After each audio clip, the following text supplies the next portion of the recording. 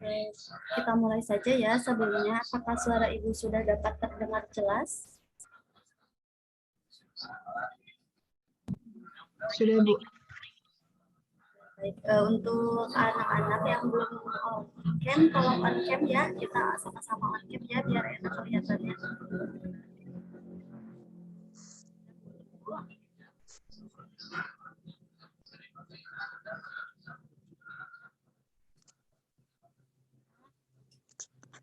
Ya. Kalau suara Ibu sudah terdengar jelas, kita mulai saja ya.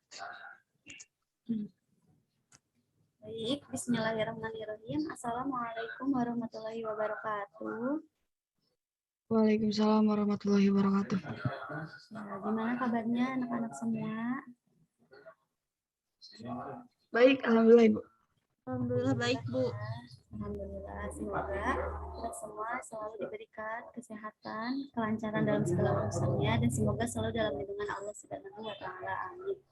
Ya, sebelumnya saya ucapkan terima kasih kepada Bapak, Ibu, selaku dosen pembimbing lapangan dan guru pamong saya di SMA Negeri 6 Tasikmalaya, kepada Bapak Gugum Gumilar MTD selaku dosen pembimbing lapangan saya di SMA 6 Negeri Tasikmalaya, kemudian Dr. Anda Ibu Robiah selaku guru pamong saya di SMA 6 Negeri Tasikmalaya. Saya ucapkan terima kasih telah menyempatkan waktunya untuk hadir di pertemuan kelima ya, pertemuan kelima. Baik, kita langsung saja ya mulai pertemuan pada hari ini dengan membaca basmalah bersama-sama. Bismillahirrahmanirrahim.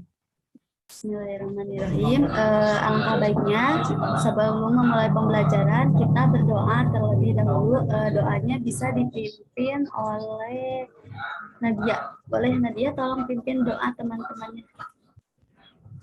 Sebelum pembelajaran dimulai, alangkah baiknya kita berdoa terlebih dahulu. Berdoa sesuai kepercayaan masing-masing, dimulai. Ya.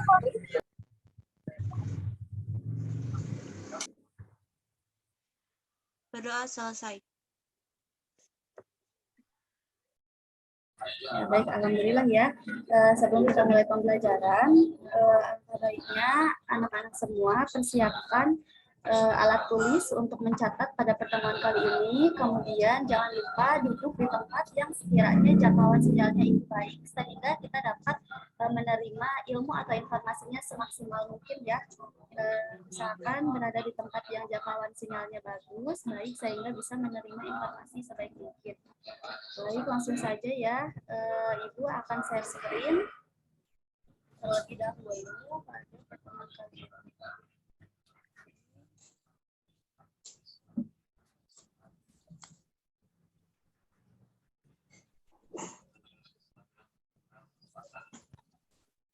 Ya. Apakah share screen-nya sudah terlihat? Sudah, Bu. Bu, assalamualaikum Bu. Salam, kenapa? Ini Abi Jajang Bu.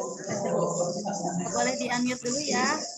Yang tidak ada kemudian unmute ya, tolong ya. Ini sudah ada kotaan Bu.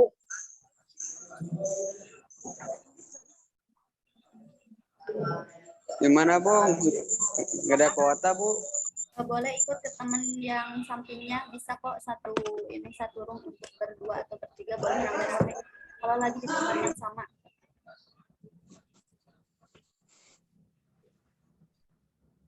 Baik ya, lanjut ya. Sebelum memulai materi pada hari ini, Ibu mau tanya terlebih dahulu, materi kemarin kita sudah membahas mengenai apa saja pada pertemuan kemarin. Ada yang mau speak up?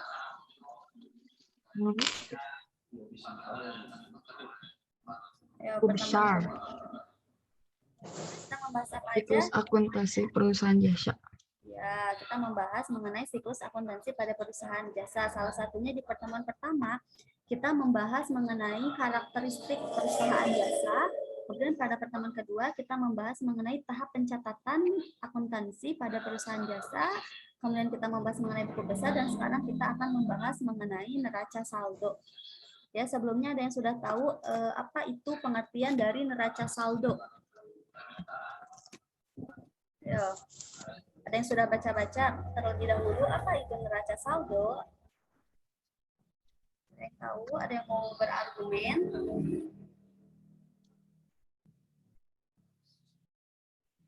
Buka. Siapa yang mau berargumen? Boleh. Bentar, Bu. Boleh, Anita, silakan. Bu Abi. Hadiah surat, Bu. Berargumen tidak, Anita? Apa itu neraca saldo? Saya pengertian secara singkatnya saja atau sepengetahuan Anita deh, boleh. Soalnya Abi, Bu. boleh, siapa itu? Mangga. Iya. Suatu himpunan data yang berfungsi untuk mengingatkan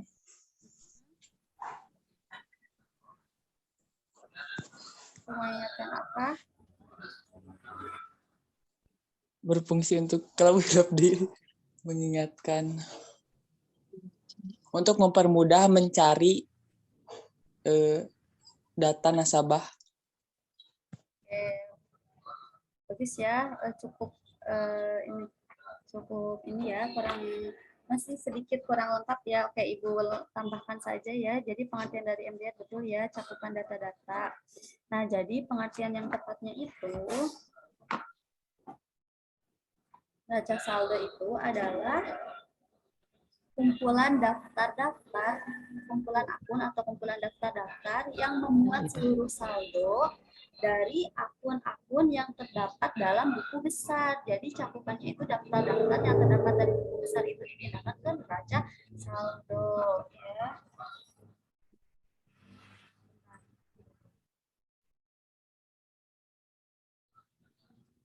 Ya. Nah, kita lihat barusan belum ada yang masuk.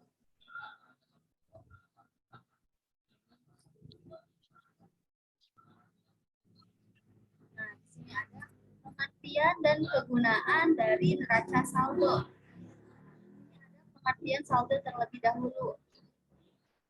Nah, saldo adalah selisih antara jumlah sisi debit dengan jumlah sisi kredit. Jadi, saldo ini adalah selisih antara debit dan kredit. Di sini ada yang pertama, jika jumlah sisi debit lebih besar daripada jumlah sisi kreditnya, maka saldo akun tersebut itu akan dinamakan saldo debit. Begitupun sebaliknya, jika sisi jumlah saldo kredit itu lebih besar, maka saldo akun itu akan dinamakan sebagai saldo kredit. Nih, di sini ada sebaliknya, berarti saldo itu selalu menunjukkan jumlah sisa dari setiap akun yang ada di buku besar ya. Nah, jadi pengertian neraca saldo ini intinya adalah daftar dari saldo-saldo akun di buku besar. Jadi kesimpulannya itu neraca saldo itu adalah daftar-daftar dari saldo-saldo yang ada di akun buku besar ya. Paham sampai sini? Paham ya? Ya, di sini ada neraca saldo biasanya juga disebut sebagai trial balance yang disiapkan pada akhir periode. Nah, ada yang tahu apa ini trial balance? Nih, kan neraca saldo biasanya juga disebut sebagai trial balance yang disiapkan pada akhir setiap periode. Jadi, apa itu trial balance ya? Jadi, trial balance itu adalah suatu daftar yang berisi seluruh jenis nama akun ya. Trial balance ini adalah seluruh daftar yang berisi seluruh jenis nama akun yang disusun secara sistematis ya, sesuai dengan kode akun yang bersumber dari buku besar pada perusahaan pada setiap periode tertentu. Jadi intinya trial balance ini adalah seluruh jenis nama akun yang berisi saldo total dari setiap akun ya, pada periode tertentu. Oke, next. Nah, di sini ada akun-akun yang perlu disesuaikan pada akhir periode akuntansi. Nah, di sini ada akun-akun apa saja sih yang perlu disesuaikan dalam periode akuntansi itu. Nah, salah satunya akun-akun yang perlu disesuaikan ini yang pertama ini ada akun beban dibayar di muka.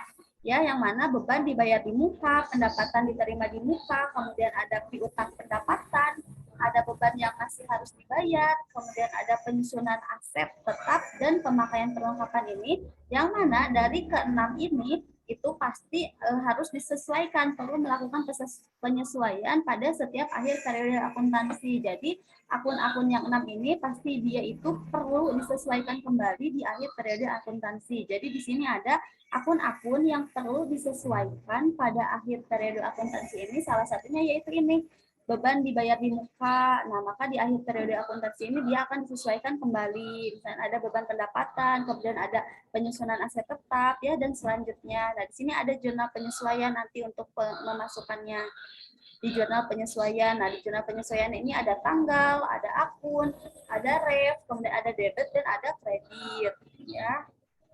Nah, ini adalah contoh dari neraca saldo. Nah, ini contoh dari neraca saldonya ini Ibu ngambilnya dari PT XYZ, ya. Nama PT-nya itu PT XYZ.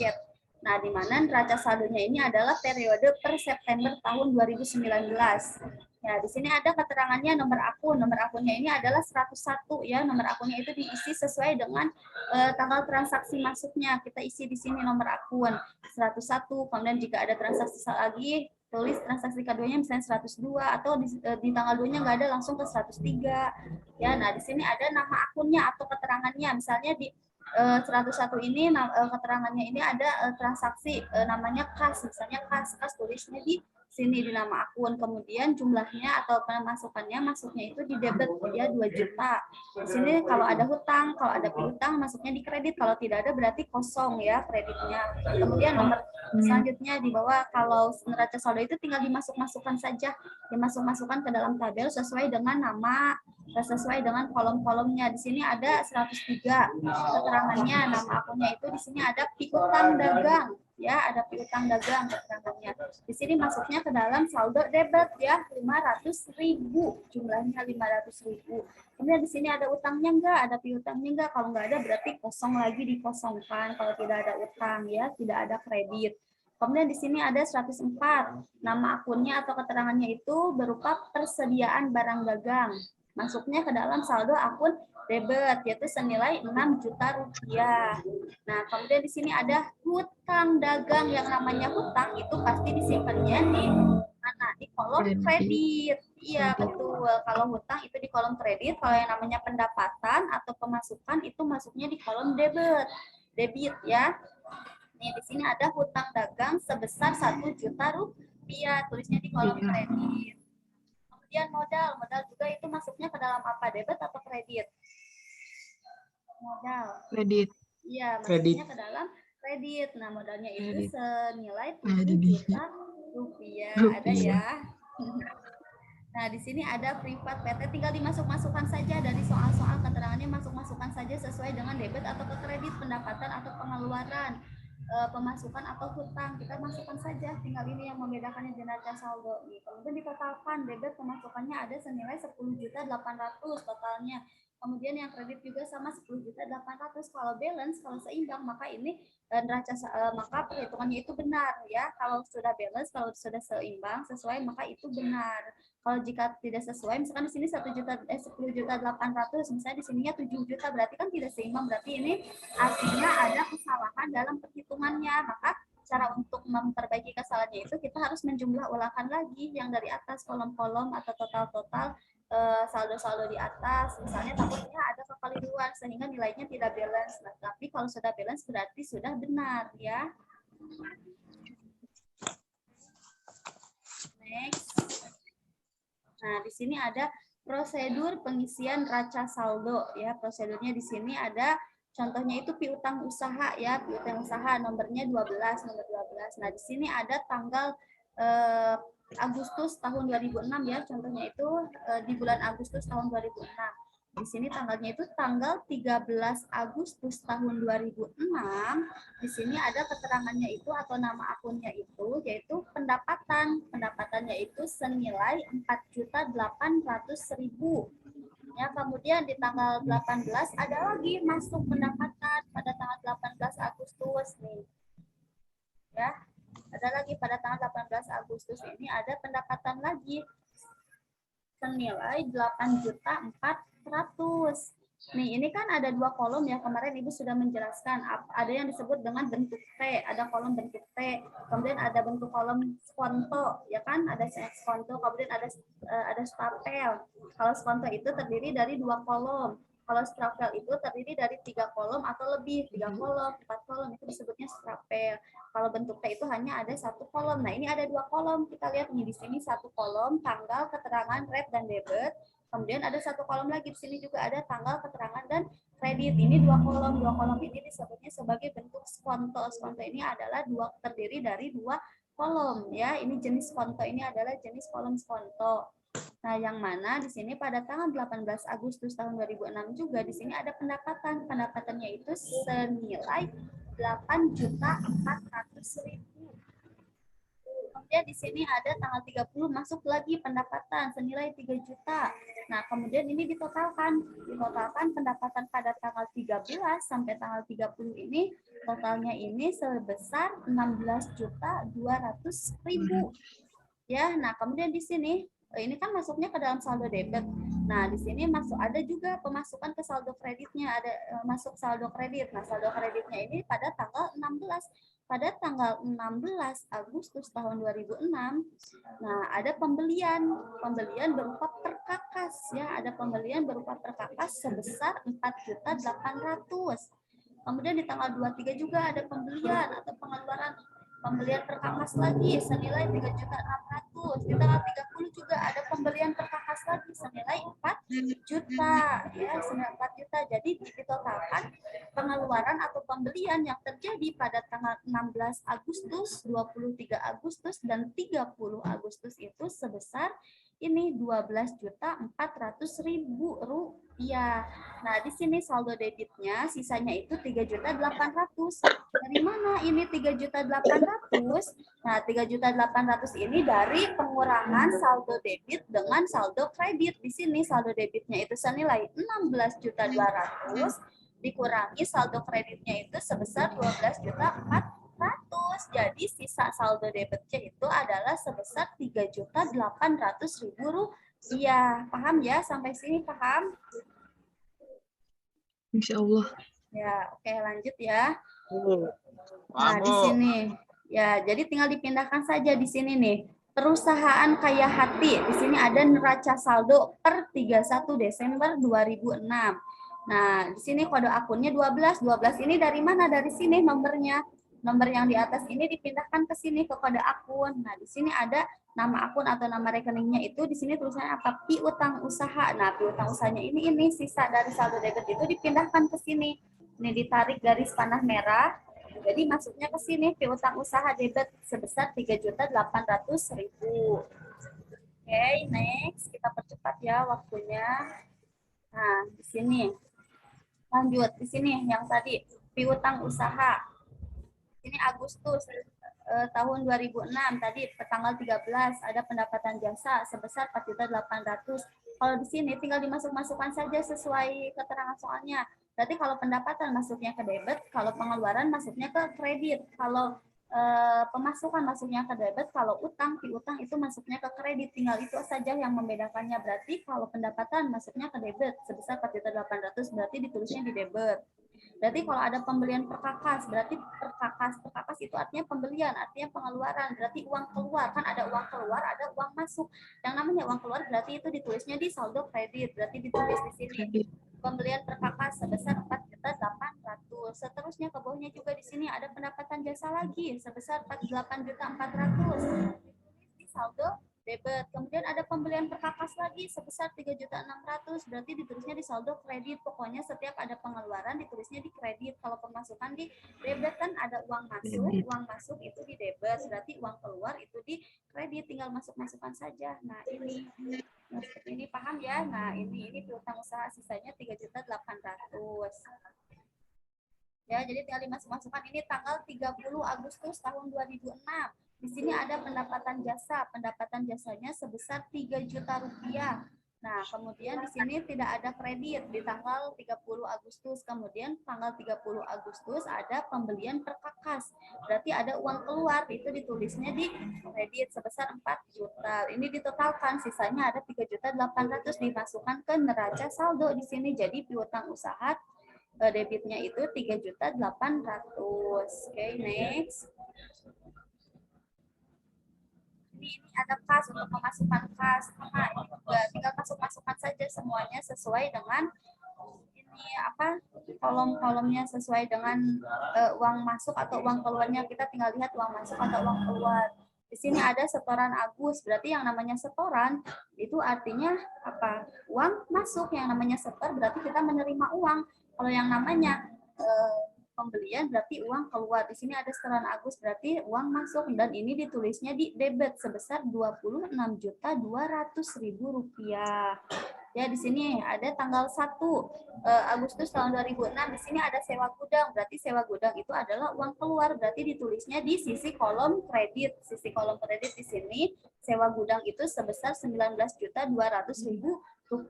Kalau tadi uang diterima, kalau ini uang keluar ya, tinggal gitu saja, tinggal dimasuk-masukkan. Ini pendapatan diterima di muka berapa, nanti ditotalkan total jumlah debit itu ada berapa. Di sini total jumlah debit itu ada 26.200.000. Kemudian ada pendapatan diterima di muka juga sebesar 10 juta. Kemudian di sini ada piutang, ditulis di sini terus, semuanya ditulis. Setelah selesai kita tinggal jumlahkan, totalkan, jumlahkan total sisi debit. Nah, di sini total sisi debitnya itu sebesar Rp48.600.000. Kemudian di sini yang kita totalkan juga sisi kreditnya sebesar berapa? Sebesar sebesar Rp48.600.000. Jadi ini sudah seimbang. Kalau sudah seimbang, kalau sudah balance, maka kita melakukan pencatatannya itu sudah benar. Kalau tidak balance berarti terjadi kesalahan. Ini sama ya. Kita masuk-masukin saja yang ini. Sama ini. Ya, nah di sini ada beban telepon, namanya beban, berarti itu masuknya ke kredit. Beban itu yang harus dibayar. Berarti di sini ada tanggal 29 kita membeli perkakas. Berarti perkakas itu masuknya ke kredit, kita tulis di sini 260.000. Per tanggal 31 saldo debitnya itu adalah 260.000. Berarti totalnya itu 260.000. Nah, di sini kesimpulannya berdasarkan informasi saldo akun di buku besar tersebut, jadi kan yang barusan sudah dijelaskan itu saldo akun di buku besar. Nah, selanjutnya itu setelah disusun di buku besar, selanjutnya itu disusun di neraca saldo. Ya, yang mana informasi saldo di buku besar dalam bentuk T ini sama dengan informasi saldo bentuk stafel di bagian sebelumnya. Ya, jadi berdasarkan informasi saldo akun di buku besar tersebut, selanjutnya itu baru disusun di neraca saldo. Ya, maka informasi saldo di buku besar P ini sama dengan informasi saldo dalam bentuk stafel di bagian sebelumnya. Bentuk stafel itu terdiri dari 3 sampai 4 kolom. Nah, kemudian Namun gitu ini adalah contoh neraca saldo di Cipta Jasa Karya ya. Ini per 31 Agustus, ini tinggal dimasukkan kode akunnya tanggal 11. Berarti di sini keterangan atau nama akunnya itu berupa kas. Jumlahnya berapa? Misalkan 16.650.000 debit. Ini tinggal dimasukkan. Kemudian di sini ada utang usaha. Utang usaha berarti ditulisnya di kredit. Kalau ini ada perlengkapan, ditulisnya di debit karena masuk berupa benda berupa barang ya. Nah, ini ditulisnya di debit, kalau ini di kredit tulis. Nah, tinggal totalkan ini yang di debit, kita totalkan, jumlahkan semuanya berapa sebesar. Setelah ditotalkan hasilnya itu sebesar 81.800.000. Kemudian yang kredit kita juga totalkan. Ternyata jumlahnya juga sama, sudah 81.800.000. Berarti artinya ini sudah balance ya, sudah seimbang karena fungsi dari neraca saldo itu untuk menyeimbangkan saldo-saldo ya, untuk mengecek. Nah, di sini untuk menguji kebenaran pencatatan transaksi ke buku besar melalui neraca saldo. Ya, untuk menguji kebenarannya itu salah satu tujuan pembuatan neraca saldo. Nah, tujuan dari pembuatan neraca saldo itu apa? Tadi sudah Ibu jelaskan. Nah, tujuan dari neraca saldo itu untuk menguji kebenaran pencatatan dan pemindah bukuan transaksi ke buku besar. Jadi untuk menguji. Jika pencatatan dan pemindah bukuan dilakukan dengan benar, maka jumlah neraca saldo akan seimbang. Jadi kalau kita menulis atau menjumlahkan pembukuan yang dilakukannya itu benar, maka hasilnya itu akan seimbang seperti ini.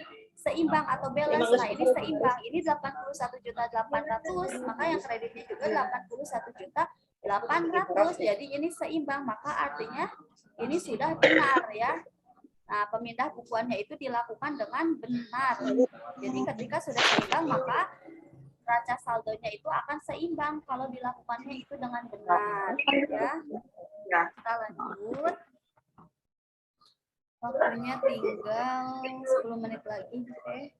Nah, di sini ada yang menyebabkan kesalahan dalam pembukuan atau pencatatan atau pemindah bukuan itu apa aja sih penyebabnya? Nah, di sini ada salah satu penyebabnya itu yang pertama yaitu kesalahan menyiapkan neraca saldo ya. Kesalahan pertamanya itu kesalahan dalam menyiapkan neraca saldonya. Yang mana kesalahan itu terdiri dari kesalahan menjumlahkan saldo pada kolom neraca saldo. Yang kedua, kesalahannya itu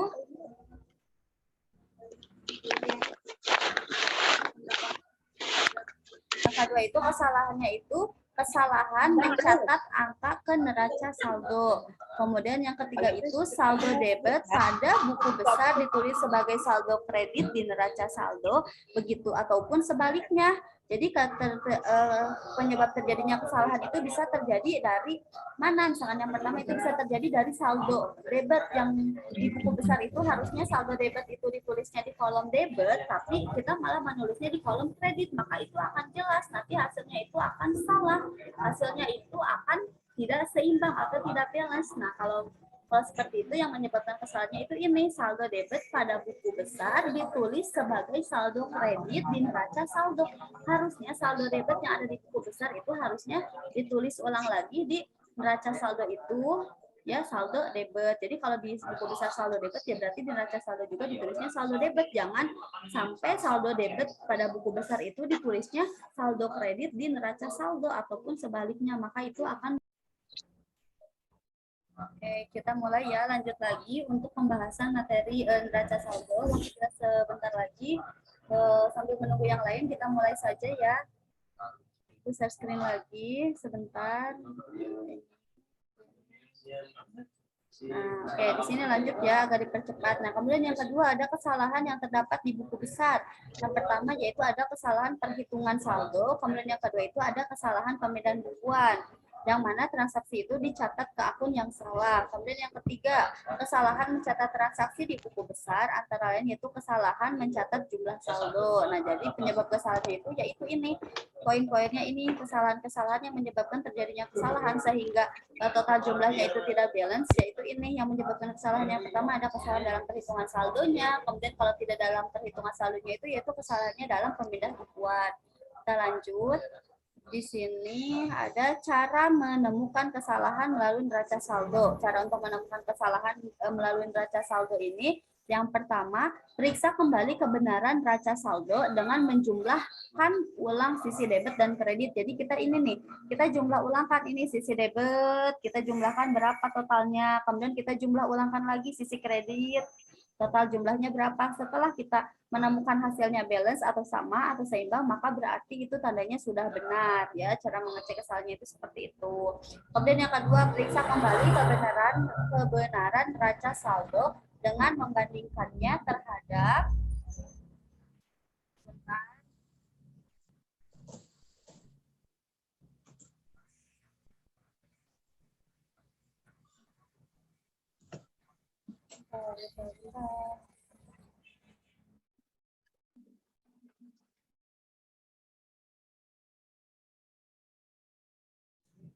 Nah, kemudian di sini periksa kembali kebenaran neraca saldo dengan membandingkannya terhadap saldo buku besar. Kita bandingkan saldo di buku besar berapa, di neraca saldo berapa. Ketika sudah sama berarti sudah benar. Itu cara untuk menemukan kesalahan melalui neraca saldo. Kemudian yang ketiga, cocokkan kembali jumlah saldo di buku besar dengan sumber pencatatan yaitu jurnal umum. Kemudian teliti kembali kebenaran pencatatan transaksi pada jurnal umum. Oke, next. Nah, ini mengoreksi kesalahan ya. Kesalahan ayat jurnal salah dan belum dipostkan. Untuk mengoreksi kesalahan, kemudian di sini prosedur untuk mengoreksinya atau prosedur untuk memperbaikinya. Yang pertama itu hapus kesalahan tersebut serta cantumkan judul dan jumlah yang benar. Kemudian kesalahan yang kedua itu ayat jurnalnya itu sudah benar, yang mana jurnalnya itu sudah benar, tetapi pas dipostkan itu malah keliru gitu ya. Nah, cara untuk mengoreksinya atau memperbaikinya itu dengan menghapus terlebih dahulu kesalahan-kesalahan tersebut dan lakukan posting yang benar. Kemudian posting ulang dengan hasil yang benar. Kemudian ayat jurnal salah tetapi sudah dipostkan. Kemudian cara untuk mengoreksinya, buatlah jurnal koreksi dan posting untuk memperbarui kesalahan tersebut. Nah, di sini ada jurnal penyesuaian. Kita akan membahas jurnal penyesuaian ini mungkin nanti dilanjutkannya oleh Bu Robiah, karena untuk pertemuan bersama Ibu itu kita hanya diberikan kesempatan 5 kali pertemuan ya. Minggu kemarin 2 pertemuan, yang mana kita bertemu di Kamis dan Jumat 1 minggu, kemudian kemarin juga sudah 2 pertemuan di Kamis dan Jumat, dan ini adalah pertemuan terakhir ya. Pertemuan kelima ini adalah pertemuan terakhir Ibu bertemu dengan kalian ya. Ini adalah pertemuan kita terakhir.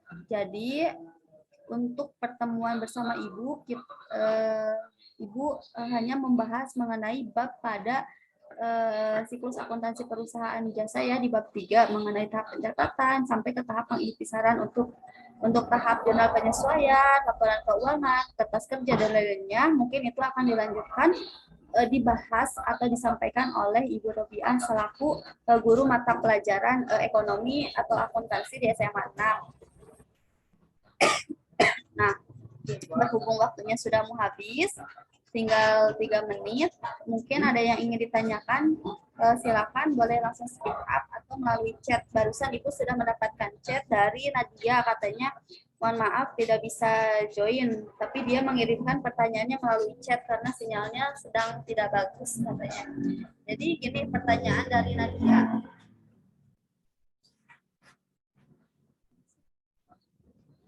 Assalamualaikum Ibu, perkenalkan nama saya Nadia. Izin bertanya, menurut Nadia katanya kenapa gaji yang belum dibayar serta penyusutan dan supplies yang digunakan itu tidak dicatat di neraca saldo. Ya, kemudian kenapa neraca saldo hanya mencatat akun yang sudah dicatat sebelumnya? Oke, terima kasih ya Nadia untuk pertanyaannya. Ibu akan menjawabnya ya. Nah, sebelum itu Ibu sudah menjelaskan kan mengenai fungsi dari neraca saldo itu. Jadi Nadianya nggak ada ya, nanti bisa disampaikan kesimpulannya. Nanti Ibu akan sampaikan melalui grup juga untuk pertanyaan dan jawaban dari Nadia, teman kalian. Nah, jadi fungsi dari neraca saldo itu intinya yaitu untuk memeriksa kembali jumlah yang terjadi di buku besar dalam setiap akun.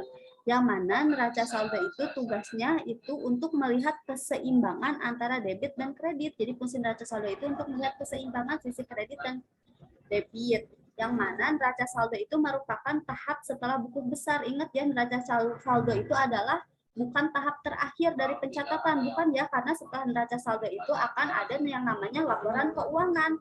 Jadi neraca saldo itu bukan tahap terakhir dalam pencatatan ya, ingat ini harus digarisbawahi. Karena neraca saldo itu bukan merupakan tahap terakhir dari proses pencatatan. Karena jadi neraca saldo itu adalah tahap yang disusun itu setelah tahap buku besar, pencatatan di buku besar baru neraca saldo. Nah, kemudian setelah neraca saldo itu baru nanti adanya laporan keuangan, nanti ada jurnal penyesuaian. Jadi neraca saldo itu bukan tahap terakhir. Nah, setelah neraca saldo itu ada yang disebut dengan namanya tahap penyesuaian ya. Jadi di mana kita sesuaikan apakah pada tanggal transaksi tersebut itu terdapat perubahan, baik itu perubahan penyusutan dari peralatan, gaji atau lain-lainnya, maka jika terjadinya perubahan maka itu dimasukkannya itu ke jurnal penyesuaian. Ini nih, ke jurnal penyesuaian. Nah, sampai itu kan kita belum membahas sampai ke jurnal penyesuaian. Jadi tugas Ibu itu menyampaikannya itu sampai ke neraca saldo. Jadi untuk tahap selanjutnya itu jurnal penyesuaian itu nanti disampaikannya itu oleh Ibu Robiah. Jadi untuk perubahan transaksi yang terdapat perubahan dari penyusutan peralatan, gaji, dan lain-lain, maka itu dimasukkannya di jurnal penyesuaian. Jadi, yang namanya penyusutan itu bisa terjadi kapan saja ya, yang namanya penyusutan itu bisa terjadi kapan saja. Misalnya, penyusutan peralatan itu bisa terjadi di pertengahan transaksi pada setiap akhir periode. Nah, jadi intinya neraca saldo itu bukan tahap terakhir dalam pencatatan ya, intinya itu. Nah, kan di sini nih ada tahap pencatatan itu yang pertama. Di tahap pencatatan itu yang pertama itu kan ada bukti transaksi. Setelah bukti transaksi ada jurnal umum. Setelah jurnal umum baru buku besar. Nah, kemudian di tahap pengikhtisaran. Nah, yang kedua itu ada yang disebut dengan tahap pengikhtisaran, yang mana tahap pengikhtisaran ini yang pertama itu ada neraca saldo. Nah, jadi setelah neraca saldo ini akan ada tahap-tahap selanjutnya hingga sampai kepada tahap laporan arus kas ya. Paham ya sampai sini? Nanti bisa disampaikan kepada Nadia ya. Nah, mungkin itu untuk pertanyaan dari Nadia. Selanjutnya, apakah ada yang ingin bertanya lagi? Kita sudah lebih 1 menit.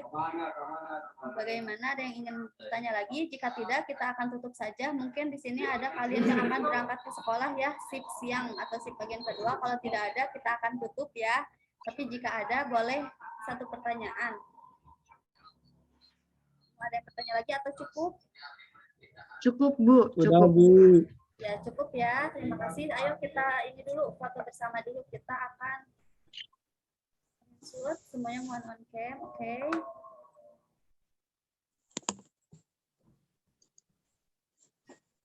Screen.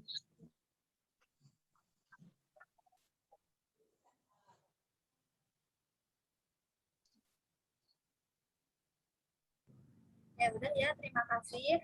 Kita cukupkan sekian. Mohon maaf dari Ibu apabila banyak kesalahan. Terima kasih banyak kepada adik-adik semua yang sudah hadir pada pertemuan kali ini.